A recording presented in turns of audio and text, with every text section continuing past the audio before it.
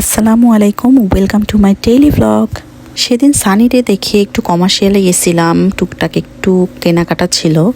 পরে আসার সময় না হাঁটতে হাঁটতে আসছি বাসায়, সেই কমার্শিয়াল থেকে সাউথ সি। ইউকে আসার পর না আমার হাঁটাহাঁটির ভালোই অভ্যাস হয়েছে। যে কোনো জায়গায় আমার শুধু হেঁটে হেঁটে যেতে মন চায়, যত দূরেই হোক। বিকজ প্রাইভেট কার বা বাস কোনোটাই আমার পছন্দ না। সব থেকে ভালো লাগে হচ্ছে রিক্সা, কিন্তু এই দেশে রিক্সা কোথায় পাবো? এই জন্য চান্স পেলেই আমি সব জায়গায় হেঁটে হেঁটে যাওয়াটাই প্রেফার করি, আমার জামাই যদি আমার সাথে না থাকে আর কি। এনিওয়ে, নতুন একটি ব্লগ শুরু করছি। তো এই ব্লগটা হচ্ছে ঈদের পরদিনের। আমি ঈদের ব্লগটা অলরেডি আপলোড করে ফেলছি, তখনই বলছিলাম যে ঈদের পরদিন আমাদের বাসায় সবাইকে ইনভাইট করব। তো সেটারই ভিডিও হচ্ছে আজকে আপলোড করছি। ইউকেতে আসার পর আমাদের শুভাকাঙ্ক্ষীর অভাব নাই। আলহামদুলিল্লাহ দিন দিন কমিউনিটি বড় হয়েই যাচ্ছে। তো এই কারণে আমরা না 2 দিনে ভাগ করছি।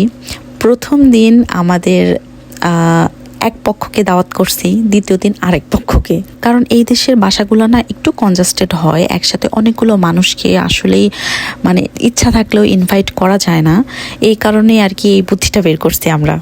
তো ঈদের পরদিন আমাদের ফার্স্ট পক্ষ মানে হচ্ছে মো আপু, রিভু আপু, তারপরে যে সিথি আপু, পিঙ্কি আপু, আরও অন্যান্য আমাদের পরিচিত আর কি যে কাছের মানুষগুলো আছে ওনাদেরকে ইনভাইট করছিলাম।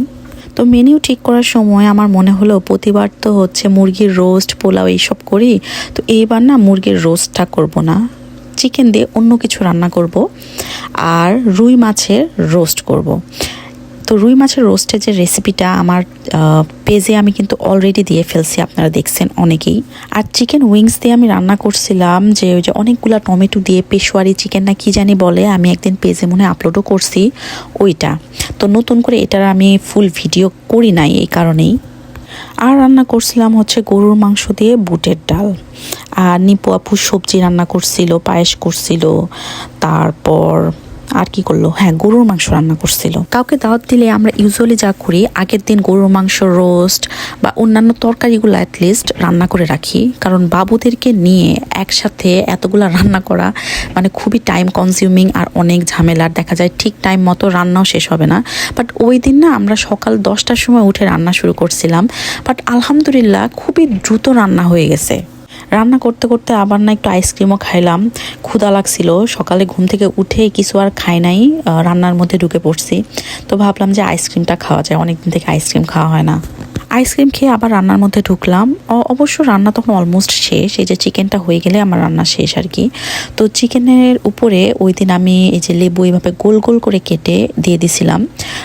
সুন্দরও লাগছিল দেখতে, আবার হালকা একটু লেমনিশ একটা ঘ্রাণও পাওয়া যাচ্ছিল।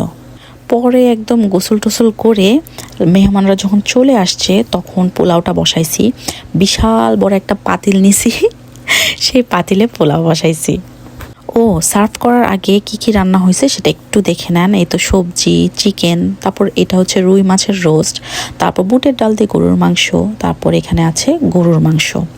আর এইদিকে হচ্ছে হাইফা, দেখেন কি সুন্দর করে সাজাই দিছি। ও এখন ওর বাবার সাথে এসে ঘ্যান ঘ্যান শুরু করছে। ওর বাবা এখন মানে তখন কি জানি একটা লেমনেড না কি জানি একটা বানাচ্ছিল, এখন ওর বাবার কোলে উঠবে। ও সবসময় এই জিনিসটা করে, যখন হচ্ছে আমরা ফ্রি থাকবো তখন যদি ওকে একটু কোলে নিয়ে আদর করতে চায় তখন কাছেও আসবে না। যেই দেখবে যে আমরা কোনো একটা কাজে ঢুকে পড়ছি তখন পিছনে এসে ঘ্যান ঘ্যান ঘ্যান ঘ্যান শুরু করবে কোলে ওঠার জন্য। ওই যে দেখেন আলফিয়া বুড়ি, মাশাল্লাহ বুড়িটা একলা টুকটুক করে খেলে। আর ওই দিন আমি একটু 3 পিস পরছিলাম। এই 3 পিসটা কিনছি হচ্ছে রিভু আপুর কাছ থেকে। রিভু আপু বাংলাদেশ থেকে অনেক সুন্দর সুন্দর কিছু 3 পিস নিয়ে আসছে, অনেক কমফোর্টেবল সামারের জন্য আর কি। তো আমি ওনার কাছ থেকে 2টা 3 পিস কিনছিলাম। তো 3 পিসটা পরে আমার এত আরাম লাগতেছিল। আর ওই দিন না যদিও বাইরে মেঘলা ছিল, বাট কেমন একটা ভ্যাপসা টাইপের গরম পড়ছিল। তো যার কারণে আর কি আমি একদম পিওর কটনের এই 3 পিসটা পরে অনেক কমফোর্টেবল ফিল করতেছিলাম। এই যে ওই দেখেন আমি কি করতেছি, টুল একটা নিছি, এর উপর দাঁড়ায় এখন পোলাও রান্না করব। কারণ পাতিলটা অনেক উঁচু, তো নিচে থেকে আমি তো নাড়াচাড়া করতে পারতাম না, দেখতেও পারতাম না, এই কারণে আর কি এই বুদ্ধি। তো রান্না করতে করতে না আমি ভাবতেছিলাম যে আগে এমন এক সময় ছিল যখন আমি প্রথম হোস্টেলে আর কি উঠি, তখন আমি গ্যাস লাইটটাও জ্বালাইতে পারতাম না। নাবিলা আমাকে হাতে ধরে সব কিছু শিখাইছে। বাট আলহামদুলিল্লাহ এখন মনে হয় 50-60 জনের রান্না করতে পারবো, কোনো সমস্যা নাই। এনিওয়ে বিশাল বড় পাতিলে পোলাও নাড়তে নাড়তে আমি একদম টায়ার্ড হয়ে গেছি। পরে আমার জামাই আইসক্রিম আর টক দই দিয়ে এত মজার একটা স্মুদি বানাইছে, খেয়ে একদম আত্মাটা শান্তি হয়ে গেছে। আর এই যে দেখেন ওই দিনের ওয়েদার, ঈদের দিন তাও যেইটুকু একটু রোদ ছিল, বাট পরদিন এত ডাল ওয়েদার ছিল, বাতাস, বৃষ্টি, মেঘলা। আমরা ফার্স্টে ভাবছিলাম যে গেস্টদের সবাইকে নিয়ে আমরা ক্যানোলিকে চলে যাব, ওইখানে ঘাসের উপর বসে আরাম করে একদম পিকনিকের মতো সবাই মিলে একসাথে খাওয়া দাওয়া করবো, কারণ ক্যানোলিক আমাদের বাসা থেকে মাত্র 5 মিনিটের হাঁটা পথ। বাট এই যে ওয়েদারের যে অবস্থা, এই কারণে আর কি আমরা ওইটা স্কিপ করছি।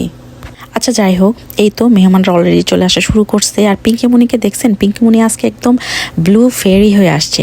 আর এই তো আমাদের সিথিমণি আর ফরহাদ ভাইও চলে আসছে। একে একে সবাই চলে আসলো। আর আমার মনে হলো কি আমি মনে হয় বাংলাদেশে আছি, আমার সব আত্মীয় স্বজন সবাই চলে আসছে বাসায়। সত্যি কথা কল্পনাও করি নাই যে দেশের বাইরে এসে এত ভালো একটা কমিউনিটি পাবো, এত ভালো কিছু মানুষ পাবো যাদের সাথে হয়তো রক্তের সম্পর্ক নাই, বাট কেন জানি আমরা একটা ফ্যামিলির অংশ হয়ে গেছি। সবাই আমরা যার যার ফ্যামিলি থেকে অনেক দূরে। এই জন্য ছোটোখাটো যে কোনো অনুষ্ঠান আমরা একসাথে সেলিব্রেট করতে পছন্দ করি। পরিবারের মানুষের কাছ থেকে এত দূরে থাকার যে কষ্টটা না, একটু হলেও কম মনে হয় তখন। আচ্ছা গুরুগম্ভীর এত কথা না বলি, বাদ দিই। এই যে দেখেন ইনসাপুরিও চলে আসছে, মাশাল্লাহ। আপনারা যারা বেঙ্গলি পেয়ার্স ইন ইউকে পেজটা ফলো করেন তারা অবশ্যই ইনসাপুরির সাথে পরিচিত। এনিওয়ে, তো যেহেতু গেস্টরা সবাই চলে আসছে আর এইদিকে ডিনারের টাইম হয়ে গেছে, তাই আমরা টেবিলে একদম খাবারগুলো সার্ভ করে দিছি, যে যার মতো নিয়ে খাবে। বিকজ আমাদের মধ্যে কোনো ফর্মালিটিস নেই, কারণ নিজেদেরই মানুষ আমরা সবাই। তো রান্না করার কারণে আমার যেটা হয়েছে, রান্নার গন্ধে আমার পেট ভরে গেছে তখন অলরেডি, বাট সবাই এত জোরাজোরি করতেছিল, এই কারণে সবার সাথে আর কি খাবার নিয়ে বসছি। বিশ্বাস করেন আমি মনে হয় কোনো খাবারের টেস্ট পাই নাই, সব কিছু আমার কাছে একই রকমই লাগছে। তো এই খাবারটার মজা পাইছি আমি পরদিন সকালে যখন খাইছি, তখন অ্যাকচুয়াল টেস্টটা বুঝছি। ক্ষুধা না থাকার কারণে না আমি ছোট ছোট লোকমা করে আর কি খাচ্ছিলাম। সাধারণত আমি বড় বড় লোকমা দিয়ে খাইতে অভ্যস্ত, আর খুবই দ্রুত খাইতে আমি পছন্দ করি। আস্তে খাইলে আমি কেন জানি মনে হয় আমি খাবারের টেস্ট পাই না, আর ছোট নলা দিলেও মনে হয় কি আমার মুখে আর কি খাবার লাগতেছে না। বাট ওই দিন ক্ষুধা ছিল না দেখে আর কি একটু আস্তে আস্তে খাচ্ছিলাম। তো খেতে খেতে আমরা প্ল্যান করতেছিলাম যে ছেলেরা তো আড্ডা দিবে, আমরা মেয়েরা কি করব। তো গসিপ না করে আমরা হচ্ছে বালিশ খেলবো। তো যেই ভাবা সেই কাজ, তো আমরা বালিশ খেলছি, হাসতে হাসতে আমাদের পেট ব্যথা হয়ে গেছে, কেউই নিজের কাছে বালিশ রাখতে চাচ্ছিল না। এই তো এই ভিডিওটা হচ্ছে ঈদের দ্বিতীয় দিন, যখন আমাদের আরেক পক্ষ আসছিল, মানে সুমন ভাইয়ারা, রহিন ভাইয়ারা সবাই আসছিল যখন। তো ওই দিন আর সেরকম কোনো ক্লিপস নাই, শুধু খাবারই ভিডিও করছি। তো ওকে, বাই।